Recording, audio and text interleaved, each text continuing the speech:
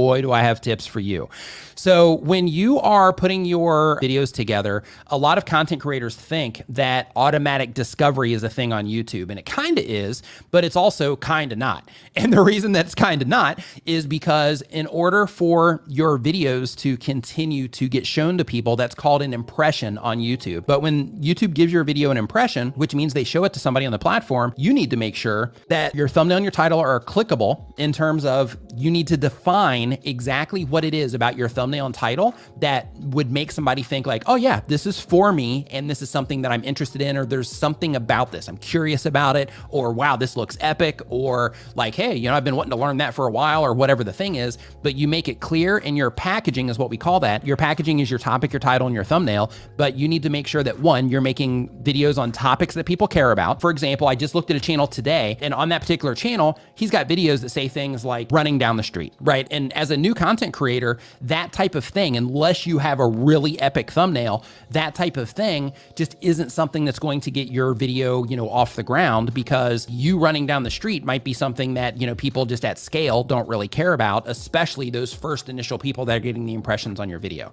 So the thing is if you made that like, you know, how to run quarter of a mile down the street, then all of a sudden there's value attached to that content. So people that would be interested in learning how to do that, there's automatic value. And then those people might click on your video so that they can actually learn how to go through that process of being able to run down the street that is a quarter mile, as an example. And then once they actually click on it, then at that point in time, that's where the real stuff starts. And what that is you've won the click, right? You've got step one out of the way.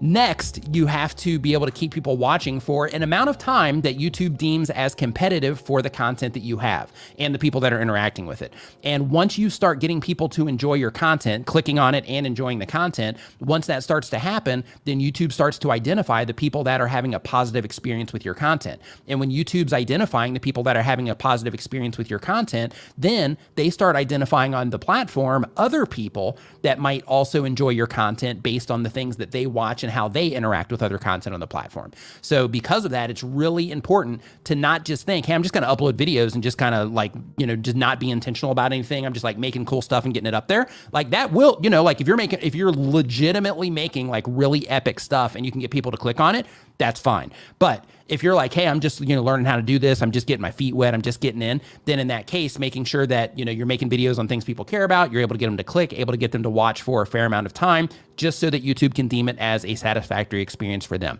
You know what? I'll actually show you. Let's just do it this way. I'll show you right now one thing that they show. So right here in this one, right out of the gate, and these are just references to watch time because they talk about, you know, ways that, you know, you can get views. But one of the things they say here is that if viewers don't stick around because the video didn't meet their expectation, you'll see a drop in your, here's the part that I want you to think about.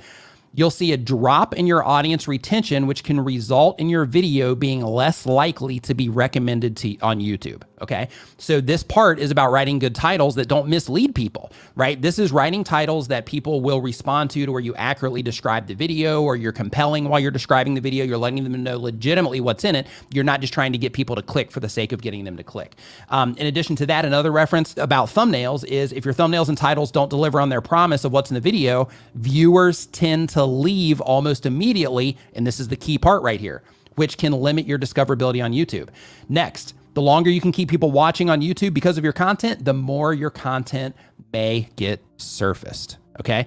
So because of that, you know, it's really important just to make sure that when you are approaching YouTube and you're making your content, that you look at it through the lens of, this is a really competitive platform. There's a lot of really awesome content creators on here. If I'm going to do this, I got to come to play. I need to get myself to the point to where I'm able to make content and able to make thumbnails and titles in a way that people will respond positively to them, so that when YouTube's system has the choice of, hey, we're going to show Hot Trades video here, or we're going to show Doug Hewson's video here, or we're going to show your video here, then in that case, you know, if it's looking for which one performs better, like you want to make sure that you're in that top, you know, one spot if you can, because then your video will end up being shown to more people compared to the other people that you are up against, so to speak.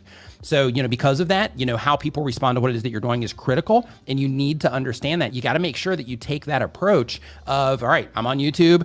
if I'm going to do this, I'm going to commit to it, and I'm going to, you know, come at it from a competitive perspective. If you have a question that you would like me to answer in a video, leave it in the comments down below. And if you are just starting your YouTube channel and you're trying to learn how to get the ball rolling with all this stuff, click into this playlist right here. It's a step-by-step tutorial on how to become a full-time YouTube content creator. Thank you so much for watching. I'll see you next time.